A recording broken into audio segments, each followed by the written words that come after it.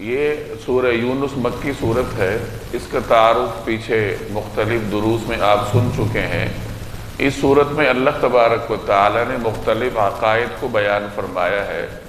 آج جو آیات ہم پڑھیں گے اس میں مختلف عقائد اور اس کے ساتھ ساتھ منکرین کی نفسیات کا بیان ہوگا۔ اللہ جل جلالہ عقیدہ آخرت کا بیان فرمائیں گے، کہیں آپ کو عقیدہ رسالت کا بیان نظر آئے گا، کہیں آپ کو قرآن کریم کی حقانیت کا نظریہ نظر آئے گا، اور اسی طرح جگہ جگہ اللہ جل جلالہ نے منکرین کے مختلف عادات کا بھی بیان فرمایا ہے۔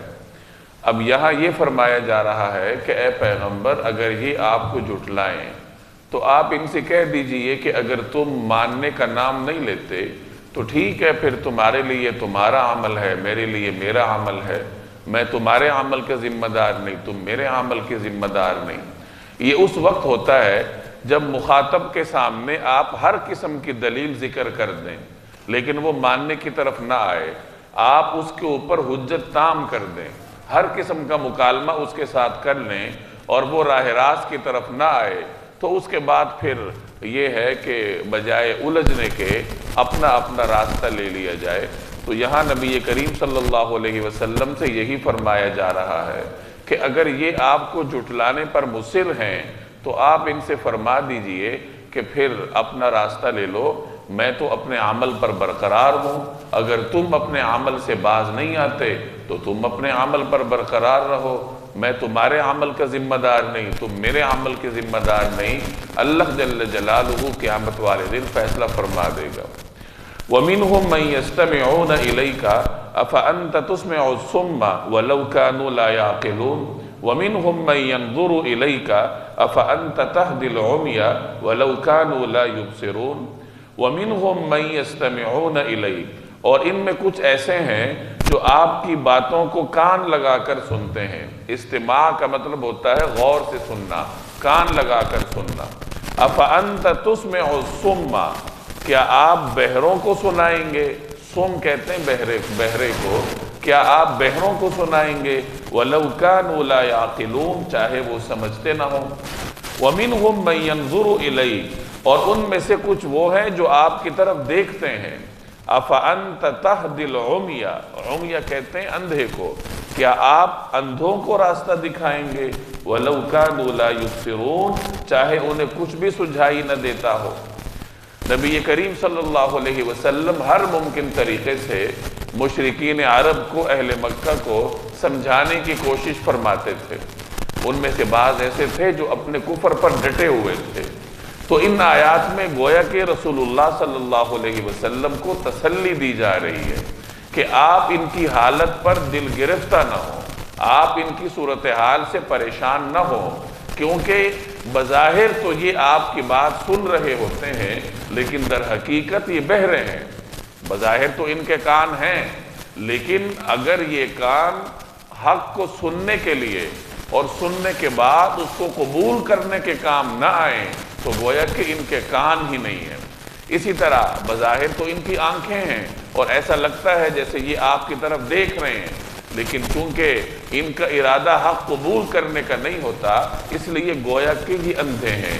تو اب جو بہرا ہے اسے آپ کیسے سنائیں گے؟ اسی طرح جو اندھا ہے اسے آپ سیدھا راستہ کیسے دکھائیں گے؟ تو گویا اللہ کی جانب سے ان کی توفیق ہی سلب ہے، کیونکہ انہوں نے قبول حق کی اپنی صلاحیت کو ختم کر رکھا ہے۔ لہٰذا اے حبیب، آپ ان کی صورتحال پر زیادہ دل گرفتہ نہ ہو۔ تو اس اسلوب کے ساتھ اللہ تبارک و تعالی نے جناب رسول اللہ صلی اللہ علیہ وسلم کے لیے ایک اعتبار سے تسلی کے کلمات ارشاد فرمائے ہیں۔ ان اللہ لا یظلم الناس شیئا، حقیقت یہ ہے کہ اللہ تعالیٰ لوگوں پر ذرا بھی ظلم نہیں کرتا، وَلَكِنَّ النَّاسَ أَنفُسَهُمْ يَظْلِمُونَ، لیکن انسان ہیں جو خود اپنی جانوں پر ظلم کرتے ہیں۔ اگر کوئی آدمی برائیاں کما کر اپنے آپ کو جہنم کے گڑھوں میں گراتا ہے تو وہ اپنے اوپر ہونے والی سختی کا خود ذمہ دار ہے۔ اللہ جل جلالہ بندوں کے ساتھ ناانصافی نہیں کرتا۔ نہ اللہ بندوں پر ظلم کرتا ہے، بندے خود اپنی جانوں پر ظلم کرتے ہیں اللہ کی نافرمانی کر کے۔ اللہ نے تو ہدایت کے راستے کھولے ہوئے ہیں، انسان کو اختیار دیا ہے اور اس کے ساتھ ساتھ اس کو عقل دی ہے، ہدایت کے تمام راستے اس کے سامنے رکھے ہیں۔ اب اگر ایک انسان ہدایت کے تمام راستوں کے ہوتے ہوئے اپنے اختیار کے ساتھ برائی کا راستہ اختیار کرتا ہے تو وہ اپنی تباہی کا خود ذمہ دار ہوگا، وہ اپنی بربادی کا ذمہ دار تقدیر کو نہیں ٹھہرا سکتا اور نہ کسی اور اندھے کی طاقت کو ٹھہرا سکتا ہے، اس کی تباہی کی ذمہ داری صرف اور صرف اسی پر ہے۔ وَيَوْمَ يَحْشُرُهُمْ كَأَن لَّمْ يَلْبَثُوا إِلَّا سَاعَةً مِّنَ النَّهَارِ يَتَعَارَفُونَ بَيْنَهُمْ قَدْ خَسِرَ الَّذِينَ كَذَّبُوا بِلِقَاءِ اللَّهِ وَمَا كَانُوا مُهْتَدِينَ وَيَوْمَ يَحْشُرُهُمْ، اور جس دن اللہ ان کو اکٹھا کرے گا، كَأَن لَّمْ يَلْبَثُوا إِلَّا سَاعَةً مِّنَ النَّهَارِ، تو انہیں ایسا معلوم ہوگا جیسے وہ دن کی ایک ساعت یعنی ایک گھڑی سے زیادہ نہیں رہے۔ یتعارفون بینہم، وہ آپس میں ایک دوسرے کو پہچانتے ہوں گے۔ قد خسر الذین کذبوا بلقاء اللہ، لقاء کہتے ہیں ملاقات کو۔ حقیقت یہ ہے کہ ان لوگوں نے بڑے خسران، بڑے گھاٹے کا سودا کیا ہے جنہوں نے اللہ سے جا ملنے کو جھٹلایا ہے۔ وما کانوا مہتدین، اور جو راہ راست پر نہیں آئے۔ اب اس میں عقیدہ آخرت کا بیان ہے کہ اللہ تعالیٰ ان کو قیامت کے دن اکٹھا کرے گا، اور جب یہ میدان حشر میں اکٹھے ہوں گے اور اپنی پچھلی زندگی پر نظر دوڑائیں گے کہ ہم دنیا میں رہے ہیں، اب دنیا میں تو وہ 70 سال رہے ہوں گے، 80 سال رہے ہوں گے، لیکن جب وہ اپنی پچھلی زندگی کے بارے میں غور و فکر کریں گے تو انہیں ایسا لگے گا جیسے ہم تو تھوڑی ہی دیر دنیا میں رہے ہیں، کوئی دن کا تھوڑا سا حصہ ہم دنیا میں رہے ہیں، ہمارے پاس تو وقت ہی بہت کم تھا۔ جب انسان دنیا میں بھی اپنی گزشتہ زندگی پر نظر دوڑاتا ہے تو اسے ایسا لگتا ہے جیسے ابھی کل ہی کی تو بات تھی کہ میں لڑکپن میں تھا، میں جوانی سے گزر رہا تھا، میں ملازمت کرتا تھا، اور آج وہ ریٹائرمنٹ کی زندگی گزار رہا ہے، بڑھاپے کے مرحلے سے گزر رہا ہے۔ تو آدمی جب بھی اپنی گزشتہ تاریخ پر نظر دوڑاتا ہے تو اسے ایسا لگتا ہے جیسے بس چند لمحوں کا کھیل تھا۔ یہی زندگی کی حقیقت ہے، یہ تو دھوکہ ہے جس نے انسان کے آنکھوں پر پردہ ڈال رکھا ہے۔ آدمی سمجھتا ہے کہ شاید میں نے یہاں ہمیشہ رہنا ہے، وہ اس طریقے سے انتظامات کرتا ہے، پتہ نہیں کتنے کتنے سال مستقبل کے منصوبے بناتا ہے کہ پھر ایسا ہوگا، پھر ویسے ہوگا، اور انہی منصوبوں کے بنتے بناتے ایک دن ملک الموت آتا ہے، پھر نہ منصوبہ رہتا ہے اور نہ وہ خود رہتا ہے۔ مکانات لوگ بناتے ہیں، ایک وقت آتا ہے کہ وہ نہیں ہوتے، مکان برقرار ہوتا ہے۔ لوگ کاروبار کے ڈھانچے کھڑے کرتے ہیں، ایک وقت آتا ہے کہ لوگ نہیں ہوتے، ان کا کاروبار عروج پر ہوتا ہے۔ تو دنیا کی ساری چیزیں یہ انسان کے لیے عارضی ہیں، انسان کے پاس حقیقی ملکیت کسی چیز کے نہیں، یہ تمام عارضی چیزیں ہیں جو تھوڑی دیر کے لیے انسان استعمال کرتا ہے اور پھر وہ اس کے بعد اپنی جان اللہ کی سپرد کر کے اللہ کے حضور پیش ہوتا ہے۔ تو اس کی طرف اشارہ ہے کہ جب یہ حشر کو اللہ کے سامنے جمع ہوں گے میدان حشر میں، اور یہ اپنی دنیاوی زندگی پر نظر دوڑائیں گے تو انہیں ایسا لگے گا کہ ہم تو بس دن کا ایک تھوڑا سا حصہ دنیا میں رہے ہیں۔ قرآن کریم مستقبل کے حالات ہمارے سامنے بیان کر رہا ہے۔ یہ وہ احساسات ہیں جو کہ انسان کو میدان حشر میں درپیش ہوں گے۔ حشر میں یہ انسان سوچے گا کہ میں تو دنیا میں تھوڑی دیر رہا تھا، تو حشر میں انسان جن احساسات کا شکار ہوگا قرآن کریم پہلے سے اس کو بیان کر رہا ہے کہ دیکھو میدان حشر میں تمہیں یہ احساسات درپیش ہوں گے، لہٰذا ابھی سے تیاری کر لو، ابھی سے اس کی تیاری کرو تاکہ میدان محشر میں پھر تمہیں اس احساس کے ساتھ احساس ندامت نہ ہو۔ تم کم از کم یہ تو سوچ سکو کہ آج اللہ کے دربار میں میری کچھ تو نیکیاں پیش ہو رہی ہیں، دنیا میں اگر میں تھوڑی دیر رہا بھی ہوں تو چلو کوئی دو چار سیدھے کام کر کے آج میں اللہ کے دربار میں پیش ہوں جن کے بلبوتے پر اللہ جل جلالہ کہ ہاں میں سرخرو ہوں۔ تو یہ اس لیے قرآن کریم بیان کرتا ہے کہ انسان پہلے سے اپنے اس آنے والے مستقبل کے لیے پیش بندی کرے۔ دنیا کے لیے ہم کتنے منصوبہ بندیاں کرتے ہیں، ایک ایک چیز کا انسان حساب لگاتا ہے۔ جب کوئی آدمی نیا کاروبار شروع کرتا ہے تو وہ فیزیبلٹی رپورٹ بناتا ہے کہ کتنے امکانات ہیں منافع کے، کتنے امکانات ہیں نقصان کے، ماہرین سے مشورے کرتا ہے، اس کے بعد وہ عملی قدم جو ہے وہ میدان میں رکھتا ہے۔ اور جب آخرت کی باری آتی ہے، دین کی باری آتی ہے، تو نہ ہم کوئی منصوبہ بناتے ہیں، نہ ہم کوئی عملی قدم اٹھاتے ہیں، بس کوئی نماز مل گئی تو مل گئی، نہ ملی تو اسی طریقے سے ہم زندگی گزارتے ہیں۔ تو بہرحال یہ زندگی کی حقیقت ہے جو قرآن کریم ہمارے سامنے کھول کر بیان کرتا ہے۔ دوسری بات ارشاد فرمائی کہ میدان حشر میں لوگ ایک دوسرے کو پہچانتے ہوں گے، جیسے دنیا میں پہچانتے ہیں اسی طرح میدان حشر میں بھی پہچانتے ہوں گے۔ پہچانتے تو ہوں گے لیکن ایک دوسرے کے کام نہیں آ سکیں گے، اور ہیبت اتنی ہوگی کہ ایک دوسرے سے کوئی بات بھی نہیں کر سکیں گے۔ بعض مفسرین نے فرمایا ہے کہ ابتدا میں تو انسان ایک دوسرے کو پہچانیں گے، لیکن بعد میں ہیبت ہی اتنی ہوگی اور وحشت ہی اتنی ہوگی کہ یہ تعارف وغیرہ سب کچھ ختم ہو جائے گا۔ تو آدمی ایک دوسرے کو پہچانے گا لیکن نہ تو ایک دوسرے سے بات کر سکے گا اور نہ ہی ایک دوسرے کے کام آ سکے گا۔ ہاں، جن لوگوں کو اللہ نے شفاعت کا اختیار دے رکھا ہے اور جو اللہ کی اجازت سے شفاعت کریں گے ان کو اختیار ہوگا، وہ کام آئیں گے، جیسے انبیاء علیہم السلام اپنی امتوں کی شفاعت فرمائیں گے، جناب رسول اللہ صلی اللہ علیہ وسلم اپنی امت کی شفاعت فرمائیں گے۔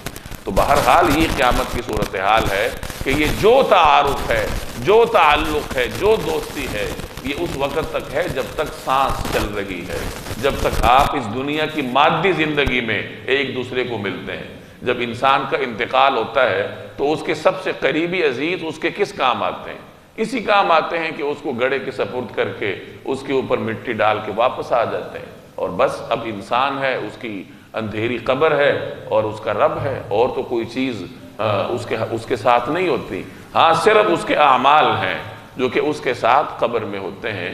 تو بہرحال یہ وہ آخرت کے حالات ہیں جو قرآن کریم ہمارے سامنے بیان کر رہا ہے، نتیجہ بھی بتا رہا ہے۔ قد خسر الذین کذبوا بلقاء اللہ، کہ نتیجہ یہ ہوگا کہ جن لوگوں نے اللہ کی ملاقات کو جھٹلا رکھا تھا، جو دنیا میں یہ سمجھتے تھے کہ کوئی آخرت نہیں ہے، کوئی حساب نہیں ہے، جو کچھ ہے یہ دنیا ہے، اور دنیا میں مگن ہو کر زندگی بسر کرتے رہے، تو ایسے لوگ یقیناً گھاٹے میں رہیں گے، نقصان میں رہیں گے۔ وَإِمَّا نُرِيَنَّكَ بَعْضَ الَّذِينَ نَعِدُهُمْ أَوْ نَتَوَفَّيَنَّكَ فَإِلَيْنَا مَرْجِعُهُمْ ثُمَّ اللَّهُ شَهِيدٌ عَلَى مَا يَفْعَلُونَ۔ وَإِمَّا نُرِيَنَّكَ، اور اے پیغمبر اگر ہم آپ کو دکھائیں، چاہے ہم آپ کو دکھائیں بعض الذین نعدہم، بعض وہ چیزیں جن کا ہم نے ان کو دھمکی دے رکھی ہے، نعدہم وعید سے ہے، جن کی ہم نے ان کو وعید سنا رکھی ہے، او نتوفینک، یا اس سے پہلے آپ کی روح قبض کر لیں، آپ کو اٹھا لیں۔ اور اے پیغمبر جن باتوں کی ہم نے ان کو دھمکی دی ہوئی ہے، چاہے ان میں سے کوئی بات ہم آپ کو دکھا دیں یا آپ کی روح قبض کر لیں، فَإِلَيْنَا مَرْجِعُهُمْ، بہر صورت ان کو آخر میں ہماری ہی طرف لوٹنا ہے، ثُمَّ اللَّهُ شَهِيدٌ، پھر اللہ اس کا پورا پورا مشاہدہ کر رہا ہے، عَلَى مَا يَفْعَلُونَ، جو کچھ یہ کرتے ہیں۔ مشرکین مکہ بار بار یہ کہتے تھے کہ کہاں ہے وہ عذاب جس کی آپ ہمیں وعید سناتے ہیں، لے آئیے ہمارے اوپر وہ عذاب۔ تو قرآن کریم اس کے جواب میں کہہ رہا ہے، اس تناظر میں کہہ رہا ہے کہ اے پیغمبر یہ آپ سے عذاب جلدی لانے کا مطالبہ کرتے ہیں تو عذاب تو ان کے اوپر آئے گا۔ جس طریقے سے یہ کفر پر ڈٹے ہوئے ہیں، اس کفر کی سزا تو ان کو ملے گی۔ اب ہو سکتا ہے کہ سزا ان کو پیغمبر کی زندگی میں مل جائے، اور ہو سکتا ہے کہ ہم پیغمبر کو اپنے پاس بلا لیں اور اس کے بعد ہم ان نافرمانوں کو سزا دیں۔ اب سزا کی بھی کئی صورتیں ہوتی ہیں، بعض اوقات اللہ تعالیٰ منکرین کو مومنین کے ہاتھوں ذلیل کر کے سزا دیتے ہیں، جیسے بدر کے میدان میں اللہ نے مشرکین کو مسلمانوں کے ہاتھوں ذلت اور رسوائی سے دوچار کیا تھا۔ اب یہ اللہ نے مشرکین کو سزا مسلمانوں کے ہاتھوں دلوائی، جناب رسول اللہ صلی اللہ علیہ وسلم کی حیات طیبہ میں دلوائی۔ اور بعض اوقات پیغمبر کے دنیا سے رخصت ہونے کے بعد، دنیا سے پردہ فرمانے کے بعد اللہ جل جلالہ منکرین کو سزا دیتا ہے۔ تو بہرحال خلاصہ یہ ہے کہ سزا تو ان کو ملے گی، چاہے جلدی مل جائے یا کچھ تاخیر ہو، اور بہر صورت ان کو آنا تو ہمارے پاس ہے، تو دنیاوی پکڑ کے ساتھ ساتھ پھر اخروی سزا کا بھی ان کو سامنا کرنا پڑے گا۔ اور جو کچھ یہ کر رہے ہیں اللہ جل جلالہ اس کا مشاہدہ کر رہا ہے۔ وَلِكُلِّ أُمَّةٍ الرَّسُولُ، اور ہر امت کے لیے ایک رسول بھیجا گیا ہے۔ فَإِذَا جَاءَ رَسُولُهُمْ، پھر جب ان کا رسول آ جاتا ہے، قُضِيَ بَيْنَهُمْ بِالْقِسْطِ، تو ان کا فیصلہ پورے انصاف سے کیا جاتا ہے۔ وَهُمْ لَا يُظْلَمُونَ، اور ان پر ظلم نہیں کیا جاتا۔ یہاں دو باتیں سمجھ لیجئے، ایک تو یہ کہ اللہ جل جلالہ ہر قوم کی طرف پیغمبر بھیجتا ہے۔ قرآن کریم میں جگہ جگہ اس اصول کا بیان ہے کہ اللہ تبارک و تعالی نے مختلف اقوام میں انہی کی زبانوں میں انبیاء علیہم السلام کو بھیجا ہے۔ قرآن کریم میں بہت کم انبیاء کے اسماء گرامی کا ذکر ہے۔ جتنے بھی انبیاء علیہم السلام کا قرآن کریم میں ذکر ہے، یہ سارے وہ انبیاء علیہم السلام تھے جن سے عربوں کا معاشرہ واقف تھا، جو عربوں سے جغرافیائی اعتبار سے قربت رکھتے تھے۔ جیسے قوم سمود کے پیغمبر تھے تو قوم سمود یہ عربوں کے قرب و جوار میں تھے، عرب میں آباد تھے۔ اسی طرح قوم عاد ہے، اسی طرح بنی اسرائیل کے انبیاء ہیں۔ عرب تجارت کے لیے شام جاتے تھے، شام سے وہ واقف تھے، شام کی تاریخ سے بھی کسی حد تک واقف تھے۔ تو عربوں کے لیے انہی انبیاء کے ذکر کو کافی سمجھا گیا ہے جہاں تک ان کی رسائی تھی یا جہاں تک وہ گئے ہیں، اور اس کا مقصد کوئی تاریخ سنانا نہیں تھا۔ قرآن کریم تاریخ کی کتاب نہیں ہے، عبرت کی کتاب ہے۔ تو اللہ تبارک و تعالی نے ان کی عبرت کے لیے چند ایسے انبیاء کا ذکر فرمایا ہے جن سے عرب واقف تھے، جو جہاں تک عربوں کی رسائی تھی۔ ورنہ انبیاء تو پوری دنیا میں تمام اقوام میں اللہ تبارک و تعالی نے بھیج رکھے ہیں۔ تو ایک بات تو میں نے یہ عرض کی کہ اس آیت میں ایک بات سمجھنے کی یہ ہے کہ اللہ تبارک و تعالی نے ہر امت کی طرف پیغمبر کو بھیجا ہے، اور دوسری بات یہ کہ جب کسی امت کے پاس پیغمبر کی تعلیمات آ جاتی ہیں اور وہ ان تعلیمات پر عمل نہ کرے تو اللہ کی جانب سے پھر پکڑ بھی آتی ہے۔ وَيَقُولُونَ مَتَى هَذَا الْوَعْدُ إِن كُنتُمْ صَادِقِينَ، وَيَقُولُونَ، اور یہ کہتے ہیں مَتَى هَذَا الْوَعْدُ، کہ یہ وعدہ کب پورا ہوگا، إِن كُنتُمْ صَادِقِينَ، اگر تم سچے ہو۔ یہ بھی مشرکین کی جانب سے ایک سوال ہے۔ منکرین ایک طنز کیا کرتے تھے ہر زمانے میں کہ کہاں ہے وہ عذاب، کہاں ہے وہ قیامت، کہاں ہے وہ سزائیں جن کا تم ذکر کرتے ہو، وہ کب آئیں گی؟ قل، آپ کہہ دیجئے، لا املک لنفسی ضرا ولا نفعا، کہ میں تو خود اپنی ذات کو بھی نہ کوئی نقصان پہنچانے کا اختیار رکھتا ہوں نہ فائدہ پہنچانے کا، الا ما شاء اللہ، مگر جتنا اللہ چاہے۔ یعنی سوال ہو رہا ہے کہ یہ قیامت کب آئے گی، یہ عذاب کب آئے گا؟ اگر آپ سچے ہیں تو عذاب لے آئیے۔ اور اس کا جواب کیا دیا جا رہا ہے کہ میں تو اپنے لیے بھی کسی نفع نقصان کا مالک نہیں ہوں، نفع اور نقصان کا مالک اگر کوئی ہے تو وہ اللہ تعالیٰ ہے۔ یعنی عذاب کب آئے گا، سزا کب دی جائے گی، یا قیامت کب آئے گی، اس کا اختیار صرف اور صرف اللہ تبارک و تعالیٰ کے پاس ہے۔ تو یہاں سے عقیدہ رسالت اور عقیدہ توحید میں فرق بھی واضح ہو جاتا ہے کہ کائنات میں اختیارات اللہ تبارک و تعالیٰ کو حاصل ہیں، اور یہ وضاحت اللہ نے پیغمبر کی زبانی کروائی ہے کہ نفع اور نقصان کا مالک کون ہے، اللہ تبارک و تعالیٰ ہے، وہ جو چاہتا ہے کرتا ہے۔ لِكُلِّ أُمَّةٍ أَجَلٌ، ہر امت کا ایک وقت مقرر ہے۔ اذا جاء اجلهم، چنانچہ جب اس کی وہ اجل آ جائے، وہ وقت آ جائے، لا يستأخرون ساعة ولا يستقدمون، فلا يستأخرون ساعة ولا يستقدمون، تو اس سے نہ ایک گھڑی پیچھے جا سکتے ہیں نہ آگے آ سکتے ہیں۔ یعنی وہی سوال کا جواب مکمل ہو رہا ہے کہ قیامت کب آئے گی، سزا کب ہوگی، تو جواب دیا گیا جب اللہ تعالیٰ چاہے، اور جب اللہ کی جانب سے اذن ہوگا، اللہ کا حکم ہوگا، تو تم اس سزا سے دائیں بائیں نہیں ہو سکتے، نہ ایک لمحہ اس کو آگے کر سکتے ہو نہ پیچھے کر سکتے ہو، پھر اسی وقت مقرر پر تمہیں سزا بھگتنی ہوگی۔ قل آپ کہہ دیجئے ارأیتم ذرا مجھے یہ بتاؤ ان اتاکم عذابہ بیاتن او نہارا اگر اللہ کا عذاب تم پر رات کے وقت آئے یا دن کے وقت ماذا یستعجل منہ المجرمون تو اس میں کون سی ایسی چیز ہے جس کے جلد آنے کا یہ مجرم لوگ مطالبہ کر رہے ہیں. یستعجل کا مطلب جلدی مچانا، جلدی آنے کا مطالبہ کرنا. یعنی اگر عذاب تم پر آ جائے چاہے رات کو آئے یا دن کو آئے تو یہ تو ذرا بتاؤ کہ اس عذاب میں کون سی ایسی چیز ہے جس کے تم جلدی مچانے کا مطالبہ کر رہے ہو. یعنی عذاب بھی کوئی مانگنے کی چیز ہے، اس سے تو پناہ مانگو، کوئی عقل کو ہاتھ مارو. اثم اذا ما وقع آمنتم بھی کیا جب وہ عذاب آ ہی پڑے گا تب اسے مانو گے؟ آنا اب مانے وقد کنتم بہ تستعجلون حالانکہ تم ہی اس کی جلدی مچایا کرتے تھے. یہ اسی مضمون کا تسلسل ہے کہ جب تمہارے اوپر عذاب آ جائے گا تو کیا اس وقت مانو گے؟ یعنی ایمان کب لاؤ گے؟ کس چیز کا انتظار ہے؟ کیا اس وقت کا انتظار ہے جب اللہ کی پکڑ تمہیں اپنی لپیٹ میں لے لے اور پھر تم اس وقت کہو کہ ہاں ہم ایمان لاتے ہیں؟ تو پھر تم سے کہا جائے گا کہ اب ایمان لا رہے ہو، تم تو بہت جلدی مچاتے تھے. جیسے فرعون سے کہا گیا تھا کہ جب وہ غرق ہونے لگا اور موت کو اس نے اپنی آنکھوں کے سامنے دیکھا تو وہ بھی پکار اٹھا تھا کہ میں بھی اسی رب پر ایمان لاتا ہوں جو موسیٰ کا رب ہے. تو اس کو یہی جواب دیا گیا تھا الآن ابھی ایمان لاتے ہو وقد عصیت من قبل جبکہ اس سے پہلے تو تم انکار کرتے رہے وکنت من المفسدین اور تم تو فسادیوں میں سے تھے. میں نے پہلے بھی عرض کیا تھا کہ اللہ نے ایک مہلت دے رکھی ہے توبہ کرنے کی، راہ راست کی طرف آنے کی. جب وہ مہلت ختم ہو جاتی ہے پھر توبہ کا دروازہ بند ہو جاتا ہے. اور وہ مہلت کب تک ہے؟ حدیث میں آتا ہے ان اللہ یقبل توبۃ العبد ما لم یغرغر اللہ جل جلالہ اپنے بندے کی توبہ قبول کرتا ہے جب تک وہ حالت غرغرہ میں نہ جائے. اور حالت غرغرہ سے مراد وہ حالت ہے جب انسان کا بالکل آخری وقت ہوتا ہے، جب وہ فرشتوں کو دیکھ لیتا ہے، جب وہ اگلے جہان کی جو غیبی چیزیں ہیں جب وہ اس کے سامنے آ جاتی. اب اگر وہ توبہ کرے گا تو وہ توبہ قابل قبول نہیں ہے کیونکہ اللہ کے ہاں وہ ایمان معتبر ہے جو ایمان بالغیب ہوتا ہے.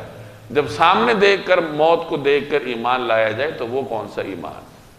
تو یہاں یہی بتایا جا رہا ہے کہ دیکھو جب عذاب تمہیں اپنی لپیٹ میں لے لے گا اور تم موت کو اپنے سامنے دیکھ لو گے اور پھر تم ایمان لانا چاہو گے تو اللہ تعالیٰ کو تمہارا وہ ایمان قبول نہیں ہوگا.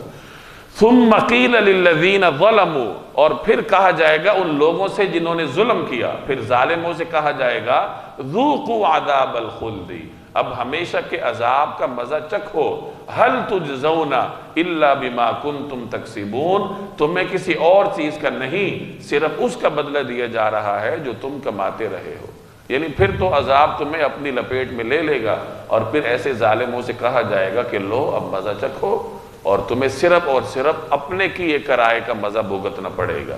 وَيَسْتَنْبِئُونَكَ اور یہ لوگ آپ سے پوچھتے ہیں احق ہوا کہ کیا یہ واقعی سچ ہے، یعنی آخرت کا عذاب برحق ہے؟ قل آپ کہہ دیجئے ای وربی ہاں میرے پروردگار کی قسم انہو لحق یہ بالکل سچ ہے. وما انتم بمعجزین اور تم عاجز نہیں کر سکتے، یعنی تم اللہ کو عاجز نہیں کر سکتے، تم اللہ سے بھاگ کر کہیں جا نہیں سکتے. اب ان تمام آیات میں عقیدہ آخرت کا بیان ہے، آخرت کے مختلف مناظر اللہ تبارک و تعالی انسان کے سامنے بیان کر رہے ہیں. اگلی آیات میں بھی اسی کا تسلسل ہے. وَلَوْ أَنَّ لِكُلِّ نَفْسٍ ظَلَمَتْ مَا فِي الْأَرْضِ لَافْتَدَتْ بِهِ وَأَسَرُّوا النَّدَامَةَ لَمَّا رَأَوُا الْعَذَابَ وَقُضِيَ بَيْنَهُمْ بِالْقِسْطِ وَهُمْ لَا يُظْلَمُونَ. وَلَوْ أَنَّ لِكُلِّ نَفْسٍ ظَلَمَتْ مَا فِي الْأَرْضِ اور جس شخص نے ظلم کا ارتکاب کیا ہے اگر اس کے پاس روئے زمین کی ساری دولت بھی ہوگی لَافْتَدَتْ بِهِ تو وہ فدیے میں دینے کے لیے تیار ہوگا، تو وہ اپنی جان چھڑانے کے لیے اس کی پیشکش کر دے گا. وَأَسَرُّ النَّدَامَةَ اور وہ اپنی شرمندگی کو چھپانا چاہیں گے لما رأوا العذاب جب وہ عذاب کو آنکھوں سے دیکھ لیں گے. وَقُضِيَ بَيْنَهُمْ بِالْقِسْطِ اور ان کا فیصلہ انصاف کے ساتھ ہوگا. وَهُمْ لَا يُظْلَمُونَ اور ان پر ظلم نہیں ہوگا. یہ قیامت ہی کے ایک منظر کا بیان ہے کہ قیامت کی سختی ایسے ہوگی کہ جو لوگ دنیا میں انکار کرتے تھے جب وہ اللہ کے عذاب کو دیکھیں گے دوزخ کی سختیوں کو دیکھیں گے تو وہ یہ خواہش کریں گے کہ کاش آج دنیا کی ساری دولت ہمارے پاس ہوتی اور ہم اس عذاب سے چھٹکارے کے لیے وہ بطور فدیے کے، بطور جرمانے کے دے دیتے۔ یعنی دنیا میں انسان ایک ایک پائی کے لیے اللہ کو ناراض کرتا ہے، اور قیامت کے دن پورے جہان کی دولت کو خرچ کرنا چاہے گا کہ کسی طریقے سے اللہ تعالیٰ راضی ہو جائے اور میری جان چھوٹ جائے۔ یہ دنیا کی قدر و قیمت ہے۔ جیسے قرآن کریم میں ایک جگہ ہے سورہ آخری پارے میں، اذا زلزلت الارض زلزالها واخرجت الارض اثقالها وقال الانسان ما لها، کہ جب زمین پر ایک زلزلہ برپا ہوگا اور زمین اپنے دفینے باہر نکالے گی۔ اب دفینوں سے کیا مراد ہے؟ تو بعض مفسرین فرماتے ہیں کہ دفینوں سے مراد خزانے ہیں، کہ جتنے خزانے زمین نے چھپا رکھے ہیں، معدنیات ہیں، سونے چاندی ہیں، جواہرات ہیں، یہ تمام زمین باہر اگل دے گی، اور انسان کہے گا ما لہا، اس کو کیا ہو گیا؟ یعنی اس وقت انسان پریشان ہوگا کہ یہی وہ مال و دولت ہے، یہ اس کی وقت ہے، یہ اس کی قدر و قیمت ہے جس کے لیے دنیا میں ہم لڑتے تھے۔ ایک ایک پائی کے لیے انسان حرام کماتا ہے، دوسرے کے منہ سے لقمہ چھین کر اپنا پیٹ کا ایندھن بھرنے کی کوشش کرتا ہے، تو اور قیامت کے دن اس کی یہ قدر و قیمت ہوگی کہ وہ یہ چاہے گا کہ اگر ساری دنیا کی دولت مجھے مل جائے تو میں خرچ کر دوں، لیکن آج کے اس عذاب سے جان چھڑا لوں۔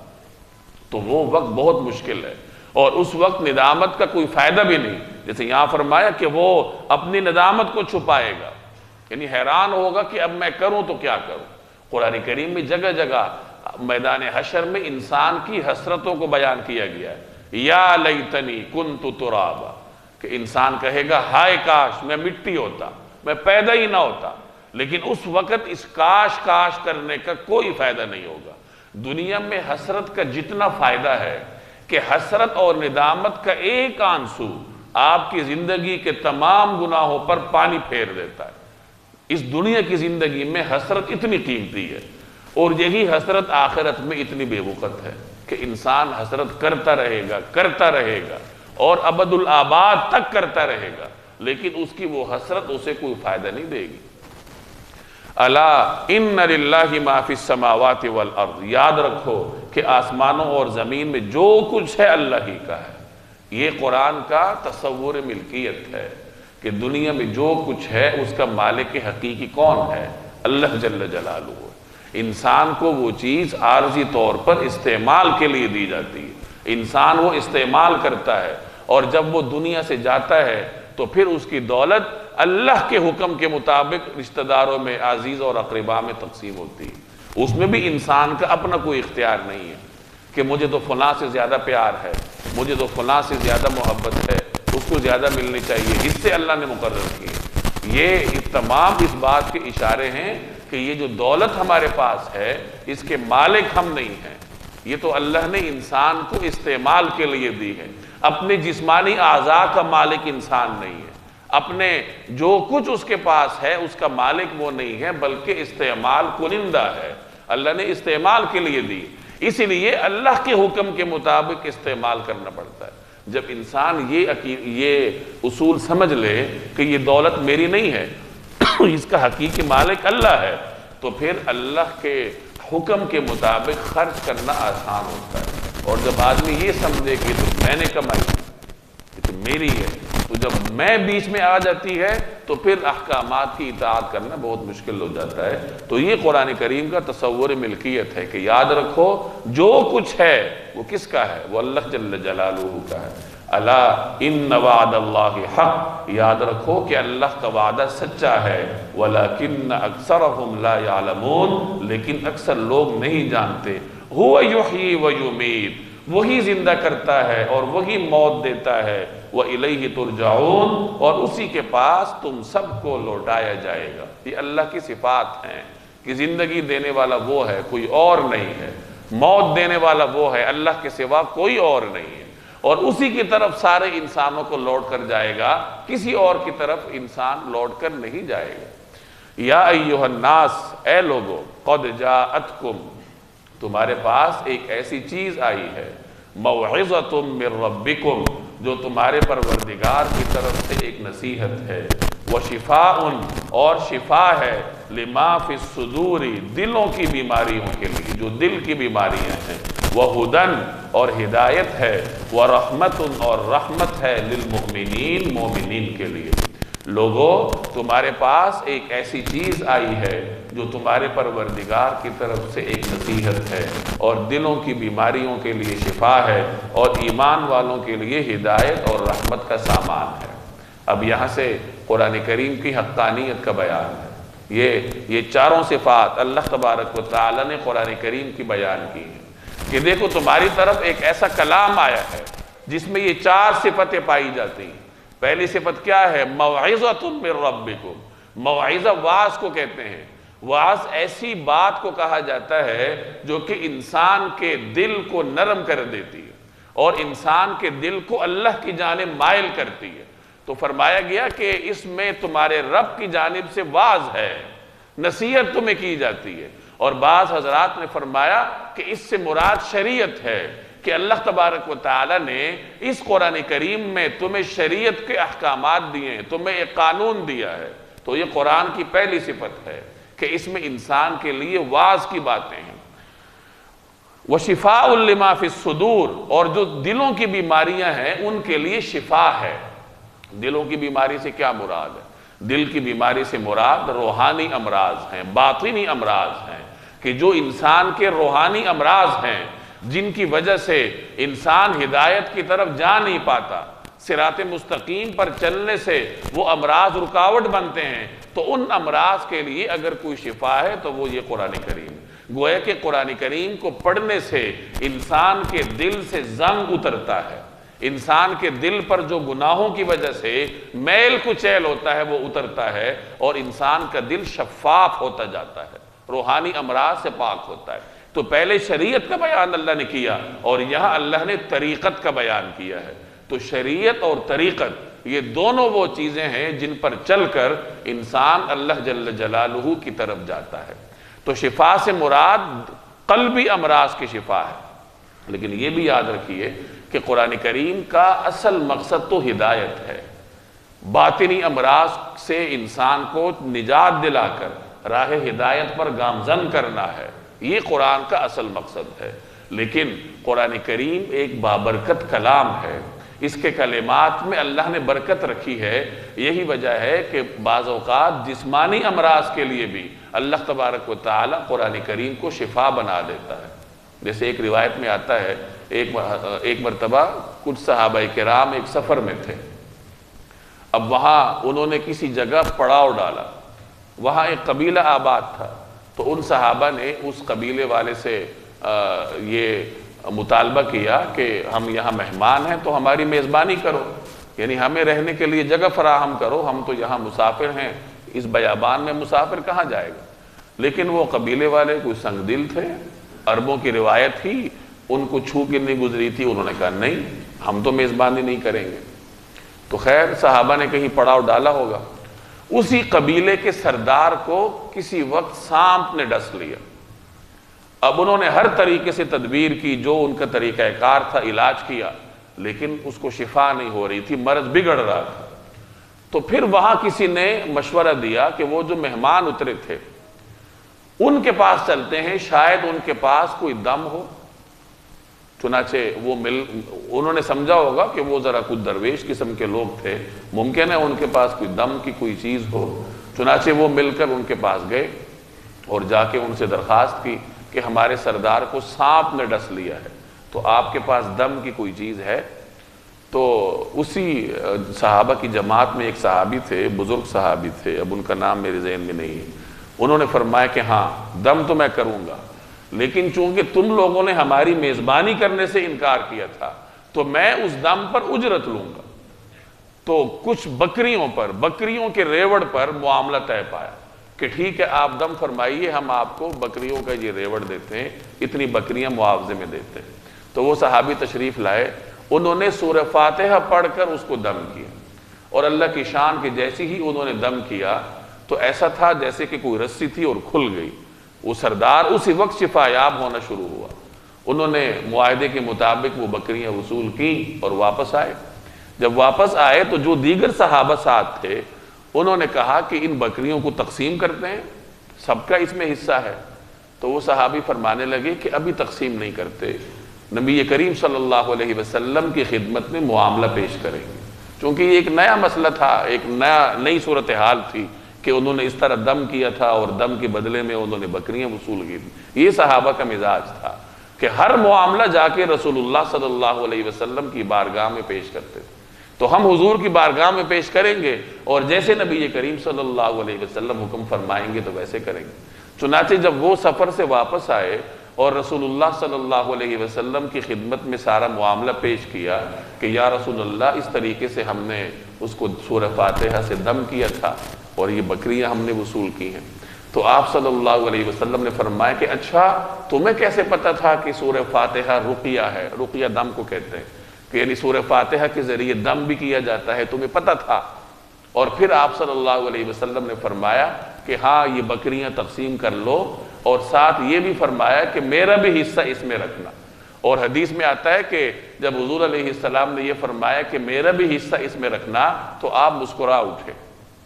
اب اس روایت سے یہ معلوم ہوتا ہے کہ سورہ فاتحہ شفا ہے، سورہ فاتحہ کا ایک نام ہی سورہ شفا ہے، یعنی قرآن کریم اصل میں تو انسان کی ہدایت کے لیے ہے، لیکن چونکہ یہ بابرکت کلام ہے، اللہ کا کلام ہے، تو اللہ جل جلالہ نے اس میں یہ بھی تاثیر رکھی ہے کہ جسمانی امراض کا بھی علاج قرآن کریم کے ذریعے ہو جاتا ہے۔ جیسے کچھ روایات میں آتا ہے کہ کسی نے آ کر شکایت کی کہ میرے حلق میں تکلیف ہے، تو نبی کریم صلی اللہ علیہ وسلم نے اس سے فرمایا کہ قرآن کریم کی تلاوت کرو۔ ایک صحابی نے سینے میں درد کی شکایت کی، اس کو بھی آپ نے یہی فرمایا کہ قرآن کریم کی تلاوت کر۔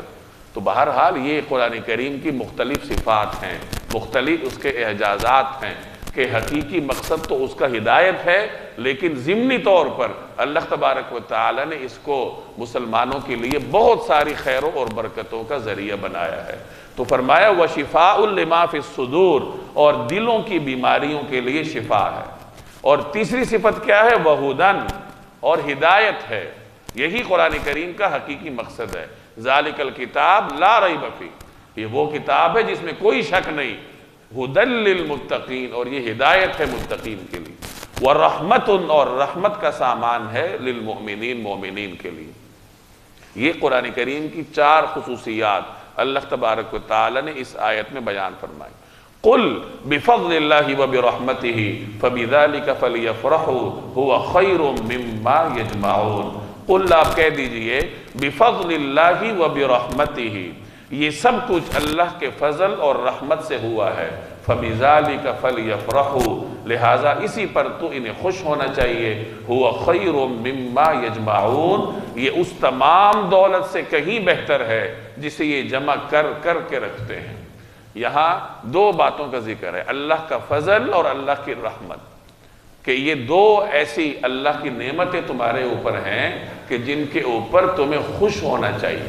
اب فضل سے کیا مراد ہے، رحمت سے کیا مراد ہے؟ مفسرین نے اس کے مختلف مفہوم بیان فرمائے ہیں۔ بعض حضرات فرماتے ہیں کہ فضل سے مراد اللہ کا کلام ہے، یہ قرآن کریم ہے، اور رحمت سے مراد قرآن کریم پر عمل کرنے کی توفیق ہے۔ اور کچھ حضرات نے فرمایا کہ فضل سے مراد تو قرآن ہے اور رحمت سے مراد اسلام ہے۔ اور ایک نقطہ نظر یہ بھی ہے کہ فضل سے مراد قرآن کریم ہے اور رحمت سے مراد جناب رسول اللہ صلی اللہ علیہ وسلم کی ذات شریف ہے۔ جیسے قرآن کریم میں ارشاد ہے وَمَا أَرْسَلْنَاكَ إِلَّا رَحْمَةً لِّلْعَالَمِينَ، کہ ہم نے آپ کو بھیجا ہے عالمین کے لیے رحمت بنا کر۔ تو نبی کریم صلی اللہ علیہ وسلم کی ذات شریف مسلمانوں کے لیے باعث رحمت ہے۔ تو بہرحال قرآن کریم اور صاحب قرآن جناب رسول اللہ صلی اللہ علیہ وسلم، یہ 2 ایسی نعمتیں اللہ نے مسلمانوں کو عطا کی ہیں کہ انہی کے اوپر مسلمان جتنا بھی ناز کرے کم ہے، جتنی بھی خوشی منائے کم ہے، اور یہی خوشی کا اصل ذریعہ ہے۔ ہم دنیا میں مختلف چیزوں پر خوش ہوتے رہتے ہیں، لیکن وہ عارضی چیزیں ہیں۔ مسرت کی جو اصل چیز ہے وہ یہی ہے کہ اللہ نے ہمیں قرآن اور صاحب قرآن کی ذات شریف عطا کی۔ هُوَ خَيْرٌ مما یجمعون، یہ اس تمام دولت سے کہیں بہتر ہے جسے یہ جمع کر کر کے رکھتے ہیں۔ یعنی تم دولت پر خوش ہوتے ہو، دولت تو بہت عارضی چیز ہے، اصل نعمت تو یہ ہے کہ اللہ نے تمہیں رسول اللہ صلی اللہ علیہ وسلم کی امت میں پیدا کی اور تمہیں قرآن کریم جیسا کلام عطا کیے۔ قل، آپ کہہ دیجیے، ارائیتم، بھلا بتاؤ، ما انزل اللہ لکم من رزق، اللہ نے تمہارے لیے جو رزق نازل کیا ہے، جو رزق نازل کیا تھا، فجعلتم منہ حراما وحلالا، تم نے اپنی طرف سے اس میں سے کسی کو حرام اور کسی کو حلال قرار دے دیا۔ قل، آپ ان سے پوچھئے، اللہ اذن لکم، کیا اللہ نے تمہیں اس کی اجازت دی تھی، ام علی اللہ تفترون، یا تم اللہ پر جھوٹا بہتان باندھتے ہو۔ پیچھے سورہ مائدہ میں آپ پڑھ کر آئے ہیں کہ قریش مکہ کی یہ رسم تھی کہ وہ کچھ جانوروں کو، کچھ چیزوں کو اپنی مرضی سے حرام قرار دیتے تھے کہ ان کا استعمال ہمارے لیے درست نہیں ہے، ان جانوروں کا دودھ ہم استعمال نہیں کر سکتے، ان جانوروں پر سواری ہم نہیں کر سکتے، یہ بتوں کے لیے خاص ہیں۔ تو یہ جو اپنی مرضی سے کچھ چیزوں کی قانونی حیثیت مقرر کرتے تھے، تو آپ ان سے پوچھئے کہ کیا اللہ نے یہ احکامات نازل کیے ہیں یا تم خود گھڑ رہے ہو؟ یاد رکھیے، حرام اور حلال اللہ جل جلالہ کا اختیار ہے، یہ اللہ کا دائرہ قدرت ہے۔ پیغمبر اللہ کے حکم سے کسی چیز کو حلال قرار دیتا ہے اور کسی چیز کو حرام قرار دیتا ہے، اور امت کے جو مجتہدین ہیں، جو علماء اور فقہاء ہیں، وہ اللہ اور اس کے رسول کے احکامات کی روشنی میں اور اس کی وضاحت کرتے ہوئے کسی چیز کی حیثیت کو بیان کرتے ہیں کہ یہ چیز جائز ہے اور یہ چیز ناجائز ہے۔ باقی اللہ کے سوا کوئی بھی اس بات کا اختیار نہیں رکھتا کہ وہ اپنی مرضی سے کسی چیز کو حلال ٹھہرائے یا کسی چیز کو حرام ٹھہرائے۔ یہ جو آپ سنتے ہیں نا کہ فلاں عالم فلاں چیز کو حلال کہتا ہے اور فلاں چیز کو حرام کہتا ہے، تو یہ اس عالم کا اپنا اختیار نہیں ہوتا کہ وہ اپنی مرضی سے کسی کو حلال قرار دے، وہ تو قرآن اور حدیث کی وضاحت کر کے امت کے سامنے اس چیز کی شرعی حیثیت کو متعین کرتا ہے۔ تو ذرا ان قریش سے پوچھئے کہ تم نے اپنی مرضی سے کچھ چیزوں کو حلال قرار دیا ہے، کچھ چیزوں کو حرام قرار دیا ہے، تو کیا یہ اللہ نے تمہیں اجازت دی ہے یا تم اللہ پر بہتان باندھ رہے ہو؟ ظاہر ہے کہ یہ اللہ پر بہتان باندھتے تھے۔ وَمَا ظَنُّ الَّذِينَ يَفْتَرُونَ عَلَى اللَّهِ الْكَذِبَ يَوْمَ الْقِيَامَةِ، اور جو لوگ اللہ پر بہتان باندھتے ہیں روز قیامت کے بارے میں ان کا کیا گمان ہے؟ یعنی یہ قیامت کے بارے میں کیا سمجھتے ہیں؟ کیا انہوں نے اللہ کے پاس پیش نہیں ہونا؟ اگر تو ان کا یقین ہے کہ پیش ہونا ہے تو پھر انہیں زندگی ویسے ہی گزارنی چاہیے جیسے اللہ نے حکم دیا۔ ان اللہ لذو فضل علی الناس، اس میں شک نہیں کہ اللہ انسانوں کے ساتھ فضل کا معاملہ کرنے والا ہے، ولیکن اکثر الناس لا یشکرون، لیکن ان میں سے اکثر لوگ شکر ادا نہیں کرتے۔ یعنی اللہ تو انسان پر فضل کرتا ہے، البتہ یہ انسان ہی ہے جو کہ ناشکری کا راستہ اختیار کرتا ہے اور اللہ کے فضل پر اللہ کا شکر ادا نہیں کرتا۔